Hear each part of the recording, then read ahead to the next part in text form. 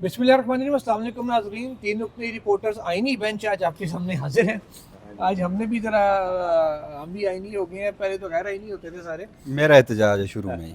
अच्छा, आप आईनी बेंच का हिस्सा नहीं? मैं इस आइनी बेंच का हिस्सा नहीं हूँ। ये वो बेंच है जो 26वीं आइनी तरमीम से पहले का बेंच है, सियाह तरमीम से पहले। इस सियाह तरमीम से पहले। देखिए, तो जजेस भी सारे वही है, वो खाली नॉमिनेट ही हुए ना जो कि अब से ये मेरा काम तो करेंगे। मौक़िफ़ ही यही है ना कि जो जुडिशल कमीशन बैठा वो ही गैर आइनी तरीके से बैठा, तो उसका बेंच और उसमें आइनी बेंच का मैं कैसा हिस्सा हो सकता हूँ। बहुत माजरत, मैं जनाब इस आइनी बेंच का हिस्सा नहीं हूँ। ये 26वीं तरमीम, जैसा कि बशारत राजा साहब ने कहा, तरमीम जो सियाह तरमीम लाई गई उससे पहले वसीम मलिक साहब इस बेंच का उसको हिस्सा मानते हैं, इसको नहीं मानते। अच्छा, चलें समझ लो पुरानी कमेटी ने बेंच बना दी। जी हाँ, अच्छा चलो ठीक है जी। ये पुरानी कमेटी का बेंच है जनाब, जिस पे वसीम मलिक साहब ने आमादगी जाहिर कर दी है केस सुनने पे। नाज़रीन, हुआ ये कि सुप्रीम कोर्ट ऑफ पाकिस्तान में आए रोज़ कुछ इंतज़ामी तब्दीलियाँ आ रही हैं और रजिस्ट्रार जजीला असलम साहिबा, जिन्हें जस्टिस मंसूर अली शाह की रिकमेंडेशन पे चीफ जस्टिस काजी फाइज ईसा लेकर आए थे सुप्रीम कोर्ट में, डिस्ट्रिक्ट एंड सेशन जज ओकाड़ा के तौर पे वो सर्व कर रही थी, उनका टेन्योर हो गया है मुकम्मल। सलीम खान साहब जो एक रिटायर्ड ब्यूरोक्रेट थे और बताया जा रहा है कि KPK में जब चीफ जस्टिस होते थे या अफरीदी साहब, तो वहाँ उनके साथ ये खिदमत सर अंजाम देते थे। उनको 3 साल के कॉन्ट्रैक्ट पर, क्योंकि 3 साल ही ये सब का टेन्योर है, उनको 3 साल के कॉन्ट्रैक्ट के ऊपर भर्ती कर लिया गया है। और आज उनका पहला दिन था। सलीम खान साहब ने आज बाकायदा चार्ज संभाल लिया है अपने ओहदे का।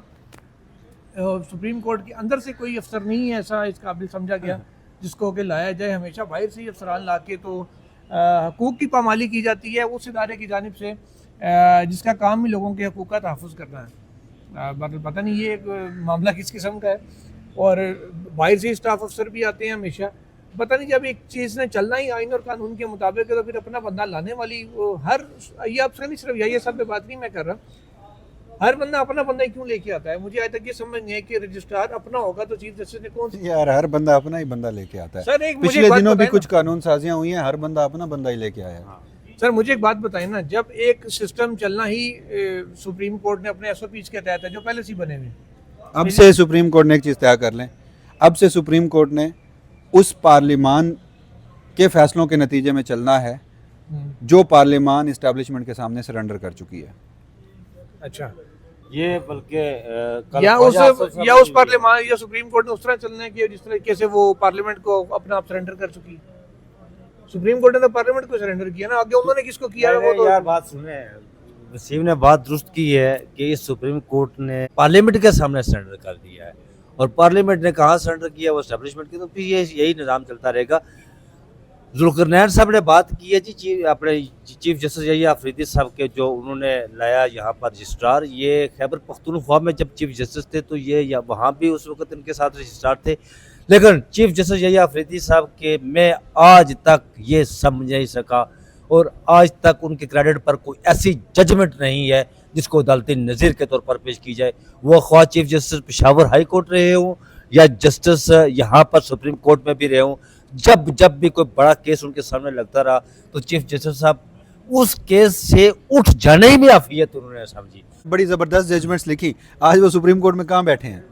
तो यहाँ पे मेरिट ही यही बन चुका है। मुझे आईनी बेंच के जो सरबराह बनाए गए हैं, इज़्ज़त माब जनाबे जस्टिस अमीनुद्दीन खान, तो यार उसकी profile he supreme court of Pakistan में थोड़ी सी अपडेट कर दें। वहाँ आज भी लिखा हुआ है कि सीवर कानून के माहिर जज हैं। सुप्रीम कोर्ट में तैनाती जस्टिस गुलजार लाए थे इन्हें गालबन। वजह क्या थी?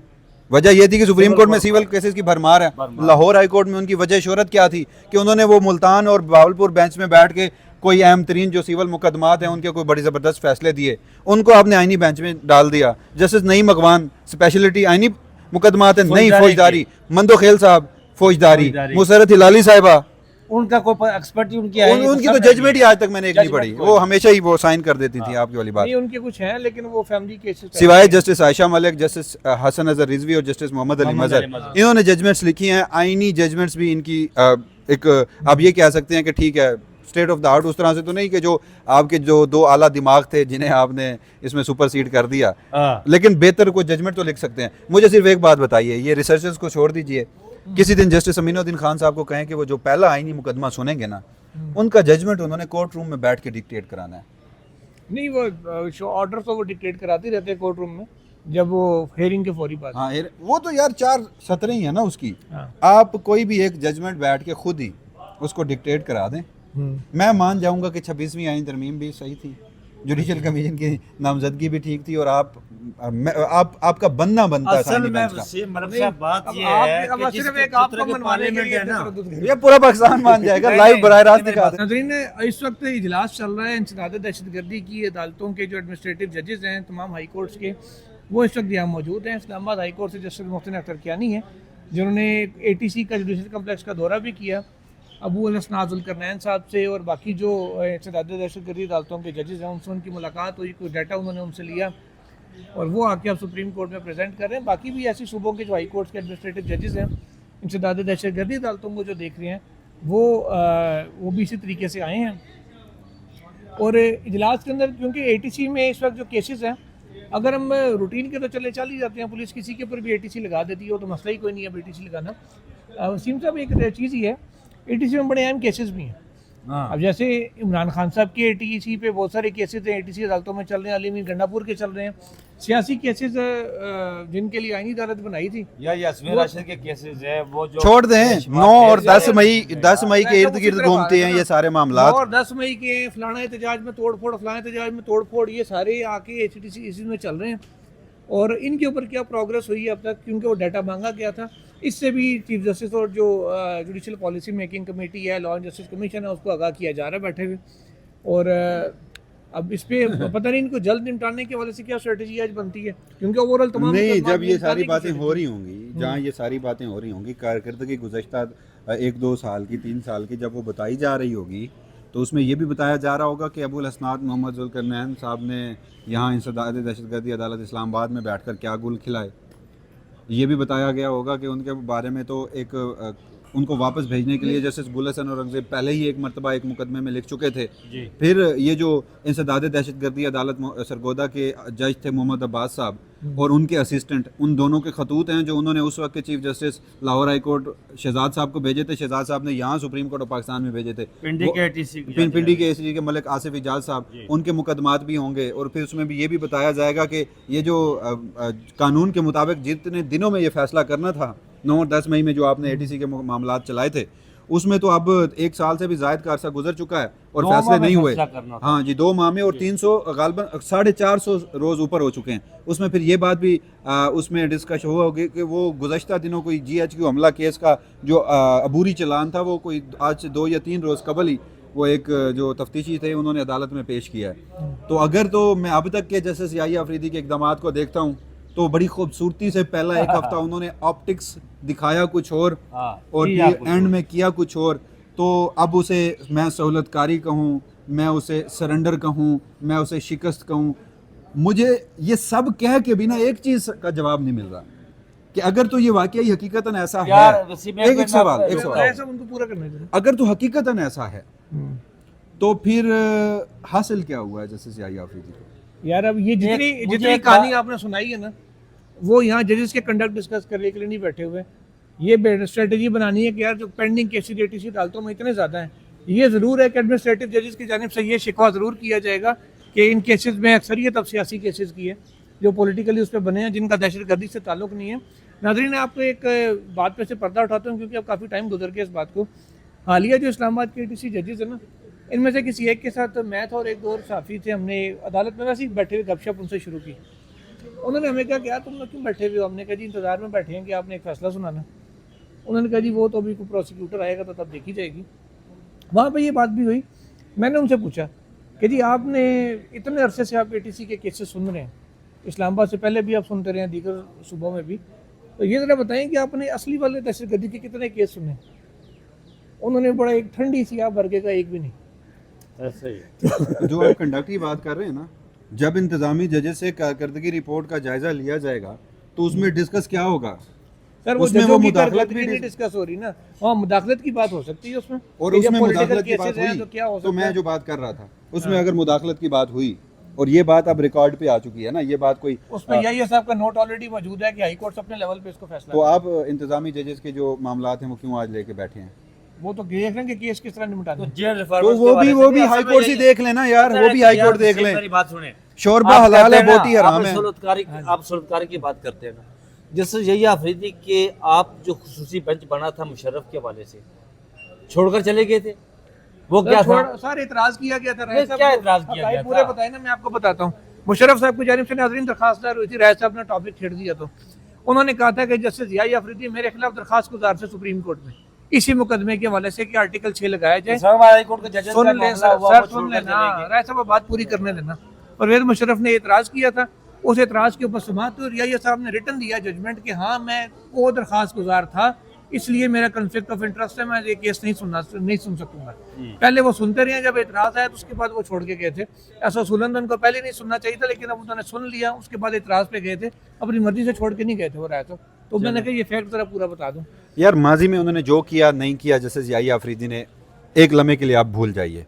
सिर्फ आज जब आपने एक मिनट आप हर वक्त जस्टिस मंसूर शाह की तारीफों के पुल बांधते रहते हैं, मुझे एक बात बताएं, शाह साहब का माजी कैसा था? मैं जस्टिस मंसूर शाह के हर वक्त तारीफों के पुल नहीं बनता। मैं जस्टिस मंसूर शाह को उस वक्त भी मैंने तनकीद की थी जब पंजाब और खैबर पख्तूनख्वा का वो आईनी इंतखाबात के हवाले से मामला था, और भी बहुत सारे इश्यूज पर मैंने जस्टिस ये मुनीब बात अख्तर नहीं की है। आप यार, मुनीब साहब वही थे जिन्होंने रात 12 बजे अदालत खोली थी। वन लाइनर ये है, वन लाइनर माजी सारों का ऐसा रहा है, जब किसी तो को माजी को आप छोड़ दीजिए। दूध का दिलासा मेरे लिए सबसे अहम बात ये है, माजी आज का के रेफरेंस है कि हाल की बात करें। आज के इंसदाद दहशतगर्दी अदालत के इंतजामी जजेस को अगर आपने बुला लिया, पहले तो ये भी हाई कोर्ट का अख्तियार था, अगर आपने बुला लिया तो फिर आपने उनके जब कारकर्दगी का जायज़ा लेना है और जब आपने उसमें केस मैनेजमेंट को देखना है तो वहीं पर आपने उनके काम का तरीका भी देखना है। वहीं पर जो इस मुल्क की खुफिया एजेंसियाँ उसमें मुदाखलत करती हैं, अब ये ओपन सीक्रेट है, वो भी आपने देखना है। और उस हवाले से अगर आपने कुछ ना किया और कारकर्दगी खुद मंगवा ली और वो कह दिया कि ये हाई कोर्ट्स देखेंगी, तो फिर बड़ी माजरत के साथ मैं उसे आज भी सहूलतकारी कहूँगा। सही। अच्छा, तो ये खैर वसीम मलिक साहब तो इसको सहूलत करी कह जाएंगे। अब आगे ना यही बात जब याद है आपको काजी फाइजल साहब शुरू में आए थे, तो यही बात मैं तब चीखता था, लेकिन आप कहते थे अच्छा चलें देख लेते हैं। नहीं, काजी साहब के हवाले से मैं उनके चीफ जस्टिस बनने से पहले का मैं कह रहा था, हमारे बहुत सारे रेफरेंस आए थे, तब से मैं उनका, इवन के जब मेमो कमीशन में मैं था पहले उनसे इंटरेक्शन, तो मैंने तभी कहा था कि भाई जी अल्लाह ही माफ़ करे, अल्लाह खैर करे उन सारों की जिन्होंने पेश होना है। और उसके बाद क्या हुआ, साहब ने वो लोगों ने लाइव देख लिया, अल्लाह का बहुत एहसान है कि उन्होंने अपनी सारी कारकर्दगी लाइव दिखाई है। और किसी को अब हमें ये नहीं कहना पड़ रहा कि जी फलां वक्त पे उन्होंने ये कहा था, क्योंकि यूट्यूब पे सारा कुछ मौजूद है, तो वो हवाले दे के उसके ऊपर देखा भी जा सकता है। अच्छा, अब वसीम साहब इतलात ये आ रही हैं कि जुडिशल कमीशन ऑफ पाकिस्तान का आइंदा चंद रोज़ में एक और इजलास होने जा रहे हैं, जिसके लिए कुछ मजीद जजेस का पूल जो है ना वो दिया जाएगा। अभी तो पूल में 7 जजेस है ना, अब 7 में से बेंच पे कितने आते हैं, 5 रुकने बेंच में, ये देखने वाली बात है। ये तो वो मेरे ख्याल में उनकी अपनी प्रैक्टिस एंड प्रोसीजर कमेटी तय करेगी, वो तीन तय करेंगे कि बाकी हमारे साथ 2 कौन होंगे। हाँ जी। अच्छा, अब उसमें होगा ये, नाज़रीन इतलात ये आ रही है कि एक और इजलास होने जा रहा है आइंदा चंद दिनों में, और उसमें फिर ये होगा कि ये हो सकता है 5 या 6 जजेस या 7 जजेस और नॉमिनेट कर दें। कौन से? सुन ले और जजेस भी नॉमिनेट होंगे, ठीक है। और जब 13 की तादाद पूरी हो जाएगी तो फिर वो मखसूस सीटों वाला केस लगेगा, ठीक है। अब इसके अंदर या तो फिर वो मेरे ख्याल में तब तक नहीं होगा, वो मेरे ख्याल में जब तक वो जो 17 नए पास हुए ना, उनमें से पहले तो जुडिशल कमीशन ऑफ पाकिस्तान उनमें से कुछ जजेस को यहाँ पर ले आए, और उसके बाद वो फिर अक्सरियत देखें। आपने इनमें से भी जितने चुने आप जस्टिस अमीनुद्दीन खान के बाद भी 7 सीनियर बना देते ना, तो फिर आपको अतर मिनुल्लाह और शाहिद वहीद शामिल करने पड़ते, नई मगवान और मुसरत हिलाली साहिबा की जगह। लेकिन उसमें भी आपने पिक एंड चूज करके बड़ी मुश्किल से 7, और उसमें वफाकी हुकूमत के लोग कहते हैं कि जी वो हमने तो दिल पे एक बहुत बड़ा पत्थर रख के जस्टिस आयशा मलिक को इसमें शामिल किया है क्योंकि पंजाब से 2 जजेस आए थे। तो ये मजीद 7 इन्हीं सुप्रीम कोर्ट ऑफ पाकिस्तान में से कौन से जजेस को चुनेंगे? पहले 3 को तो खत्म ही होगी ना कहानी। अब तो ये 7 चुने जाने हैं जस्टिस अमीन के बाद। अब मेरा एक सवाल है इसमें, सवाल ये है कि अगर तो मखसूस सीटों वाला केस लगाना है रिव्यूज़ का, अब उसके लिए आइन ने तो चलो कह दिया आइनी बेंच बनाएंगे, लेकिन रूल्स तो अपनी जगह मौजूद हैं कि ऑथर जज को होना लाजमी है। ऑथर जज है मंसूर अली शाह साहब। अब मंसूर अली शाह साहब को जब डालेंगे तो सरबराही बेंच की वो मोइनुद्दीन खान साहब कैसे करेंगे उनसे जूनियर? वो साबिक चीफ जस्टिस, इस मुल्क की 77 साल अदालती तारीख का स्याह तरीन बाब काजी फायजी साहब, वो ये प्रेसिडेंट तय कर चुके हैं। जस्टिस मुनीब अख्तर शामिल नहीं थे, 63A वाला उन्होंने वो मुकदमा रिव्यू वगैरह, वो तो उन्होंने कहा था ना कि बैठना नहीं चाह रहे। वो मुनीब साहब का तो मौक़िफ़ था कि मैं बैठना चाह रहा हूँ, मैं कमेटी नहीं मानता। सर अब से वही मौक़िफ़ था जो उस वक्त जो जिन्होंने, मैं समझता हूँ कि ये, मैं हमेशा ये कहता होता हूँ कि साबिक जो पाकिस्तान की अदलिया की तारीख का स्याह तरीन चीफ जस्टिस काजी फाइसा, उसने इस पाकिस्तान की अदलिया को बांदी बनाया, पाकिस्तान की अदलिया को उसने दफन किया, वो सामने दफन किया, उसका मकबरा कब्रें वहाँ पर बनाई उसकी, और पाकिस्तान की अदलिया को निजवाने वाला वो बंदा सिर्फ और सिर्फ वही है। आप सियातरीन कही जा रहे हैं, अच्छा खासा माशाल्लाह बुरा रंग सिर्फ उसमें वन लाइनर मुझे बोलने दीजिएगा माजरत पूरा के साथ। पूरा रंग है यार, उसके करमे से वन लाइनर आपको याद है गालबन वो 2022 का कोई महीना था, हाफिज कुरान केस था, बिल्कुल ऐसा। काजी फायजीसा सुन रहे थे, अमीनुद्दीन खान और शाहिद वहीद बैठे थे, कहा गया कि चीफ जस्टिस जो है वो 184(3) के मुकदमात के हवाले से उन्होंने जजमेंट दे दिया हाफिज कुरान केस में। कि कोई भी केस 184(3) का नहीं लग सकता। नहीं लग, वो बुनियाद बना, वो आइडिया था इस मुल्क की फौजी इस्टेब्लिशमेंट और वफाकी हुकूमत को कि आप अदलिया को ऐसे कंट्रोल कर सकते हैं। उस पूरे मंसूबे का जो आर्किटेक्ट था वो वही सियातरीन किरदार काजी फायजीसा था, और उसमें आपको याद होगा सहूलतकारी की थी जस्टिस अमीनुद्दीन खान ने, उसको पाए तकमील तक पहुंचवाया। वो वजह बना प्रैक्टिस एंड प्रोसीजर एक्ट की, प्रैक्टिस एंड प्रोसीजर एक्ट फिर के बाद वजह बना आईनी तरामीम और बाकी मामलात की। तो जो एक आर्किटेक्ट थे वो तो रिटायर होकर घर बैठ गए, जो एक सहूलतकार थे वो इस वक्त सुप्रीम कोर्ट में सुपर चीफ जस्टिस हैं। उस सब में justice Yahya Afridi, justice Mansoor Ali Shah, justice Athar Minallah, उन्होंने अपना पूरा हिस्सा डाला। पूरा हिस्सा डाला। अच्छा, अब मेरा सवाल तो उधर ही है, जो आप दोनों कभी पूरा नहीं होने देते फिर जवाब देना शुरू हो जाते हैं। फर्ज करें कि अब जाहिर है उस केस में ऑथराइजेशन तो लाजमी होना है। मंसूर अली शाह साहब अगर इनकार नहीं करते हिस्सा बनने का, वो नहीं लेटर लिखते, कोई एहतजाज नहीं करते, वो कहते हैं ठीक है जी मैं ऑथर हूँ, मैं सुन लूँगा केस, उस सूरत में सरबराही फिर शाह साहब करेंगे? नहीं, शाह साहब जो हैं वो रिव्यू में नहीं बैठेंगे। मैं आपको बता देता हूँ ना, आपकी बात बिल्कुल ठीक है। यहाँ जुडिशल कमीशन ऑफ पाकिस्तान पूरा कॉन्स्टिट्यूट ही नहीं हुआ था, अधूरे जुडिशल कमीशन ने वोटिंग के साथ। मुझे उस दिन भी मैंने आपको एक बात कही थी। ठीक है सर, वो तो हो गया ना, हो गया ना, तो उससे आगे जिस तरह के ये प्रेसिडेंट तय होते जा रहे हैं ना, मुझे तो ये डर है कि 13 भी पूरे नहीं करने इन्होंने। अच्छा, उन्होंने कहा था आइन में दर्ज है ना मिनिमम 191 में कि मिनिमम 5 रुकनी बेंच होगा, और तमाम reviews, constitutional petitions, high court की आईनी दरखास्तों के खिलाफ जो एपलेट जुरिस्डिक्शन, एडवाइजरी जुरिस्डिक्शन, वो तमाम फोर्थ विद ट्रांसफर हो रहे हैं इन आईनी बेंचेस को। तो 5 रुकनी बेंच बैठ के सुनेगा, उन्होंने तो तशरीह यही करनी है। यही तो हम चीख चिल्ला रहे हैं हुजूर। सर वो फिर रिव्यू तो ना रहा ना सर, इस मुल्क में क्या कुछ नहीं हुआ। मुझे एक बात बताएं, आइन पर कौन सिर्फ एक बात बताएं, मतलब पूरी दुनिया में कहाँ ऐसा होता होगा कि आइन की तशरीह वजारत कानून जारी करती होगी? पूरी दुनिया में कहाँ ऐसा होता होगा आइन की जो मंशा है उस पर जुडिशल कमीशन ऑफ पाकिस्तान में वोटिंग की जाती होगी? इस दुनिया में कहाँ ऐसा होता होगा कि 26वीं आईनी तरमीम के तनाजुर में जो बेंच बना है आईनी, वो बैठकर उसकी कॉन्स्टिट्यूट जो आईनी हैसियत है वो बैठ के जांचेगा? इससे पहले ये कभी हुआ? नहीं, इसमें यहाँ कोई भी हो सकता है यार। जस्टिस मंसूर साहब बैठे या ना बैठे वो बात नहीं है। जिस तरह काजी फाइसा साहब जैसे ठेल लगा के सुन के चले गए, उसी तरह होगा। 5 जज बैठे, 7 बैठे, 9 बैठे, 13 बैठे। यार यही 7 रुकनी बेंच जो है ना, ये सबसे पहले आईनी तरमीम जो है ना उनकी आईनी हैसियत जांच के उन्हें अपहोल्ड करार देगा, उसके बाद बाकी कहानी बात की। अच्छा, उसके बाद इसके खिलाफ आनी है, जैसे आइन में वो ख़त्म नहीं की प्रैक्टिस एंड प्रोसीजर, जो नया एक्ट आया उसके अंदर इंट्रा कोर्ट अपील है, और कहा गया कि उसके ऊपर फिर एक लार्जर बेंच जुडिशल कमीशन बनाएगा। तब तक 17 जजेस आ चुके होंगे ना, फिर अक्सरियत हो जाएगी। 17 जजेस मजीद आ जाएं, 17 ना भी आए, 7-8। उन्होंने कहा कि जब वो कमीशन को लगेगा कि ज़रूरत है तो वो ले आएंगे, उन जजेस को ले आएँ। देखिए ये जो कुछ हो रहा है ना, ये 8 फरवरी का नतीजा है कि 8 फरवरी को धांधली को रोकने के लिए क्या कुछ करते गए आईनी तरमीम कर ले, फिर डर था स्ट्राइक डाउन ना हो जाए। फिर उसके लिए क्या था कि एक 7 रुकनी बेंच हम अपना बना देंगे, वो फैसला दे दे, और उसके बाद एक और आईनी बेंच बने उसके ऊपर इंट्रा कोर्ट अपील का, वो उसे उड़ा के रख दे। तो 17 जज जो हैं वो मजीद उसमें शामिल कर लो। तो 17 जजेस में से वो जजेस सुप्रीम कोर्ट ऑफ पाकिस्तान में इंडक्ट कर लिए जाएंगे, और इसमें तो अब आपकी अटॉर्नी जनरल ऑफ पाकिस्तान और आपकी बार के एक ओहदेदार और जो सरबराह हैं जिनके नाम पे अब ये बात चलती है, हसन बोन, वो अपने प्राइवेट महफिलों में ये कहने लग गए हैं कि हम सुप्रीम कोर्ट ऑफ पाकिस्तान के जज आ रहे हैं।